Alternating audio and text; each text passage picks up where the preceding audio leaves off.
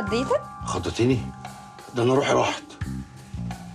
للدرجة دي خايف مني؟ الله الله الله الله الله. مش فكرة خايف، بس هي انت بتعملي ايه هنا اصلا دلوقتي؟ لما انت مش خايف بترجع لورا ليه وانا بكلمك؟ ما عشان لو انت وقفتي مكانك انا مش هرجع لورا. هو في ايه؟ واللي مش قادر يقف في مكانه يعمل ايه؟ لا اله الا الله. مالك؟ ايه اللي حصل؟ انت كنت كويسة الصبح. كل ده مش فاهم؟ كل ده ايه؟ يا دي من بعيد لبعيد، من بعيد لبعيد، الله يستر عرضك والنبي. عاوزك. بس كده من هنا الاثنين. بكره الصبح اول ما اصحى اشوف انت عايزه مني ايه، وانا والعيش والملح، ها؟ لو اقدر اعمله هعمله. عمر انت فاهم انا عاوزة ايه؟ بقول لك عاوزاك. يا ليله امك السودا يا عمر. في ايه يا بنتي؟ صلي على النبي ويخزي الشيطان.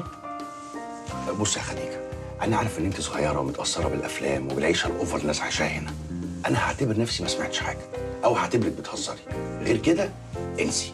يعني ايه؟ انت مش عاوزني؟ نهار امك يا عمر. امك مين؟ نهار جدود اللي جابوا امك يا عمر اسود. يا بنتي انا مش عايزك كده، لا معايا ولا مع غيري. ابوك وامك ناس محترمين وانت شكلك متربيه، بس انا عارف ان الشيطان شاطر. اتكل على الله. اسي كل ملاكس. انا عارف انها شتيمه. يلا يلا من هنا. قاتل اللي بناخده من الغربه. يعني ايه؟ اتبخر كلام كل حاجته ومشي زي ما كنت طفشان او مطرود.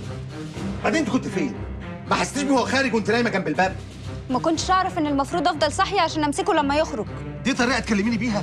حديجه، ما هو مش معقول واحد قرر يصحى ويسيب البيت ويمشي وابقى انا مسؤوله عن كده. انا ما قلتش انك مسؤوله، انا بسال بس. بتسالني ولا بتتهمني؟ حديجه. هدى من فضلك كلمة، مش معقول كل السبايا دي عشان ضيف ماشي من عندنا من غير ما تقولي خط. طب ايه اللي يخليه يعمل كده؟ ده سؤال تسأله ليه هو، مش لنا احنا، ولا انا ولا حديقة اثرنا في ترحيب بيه لما كان هنا.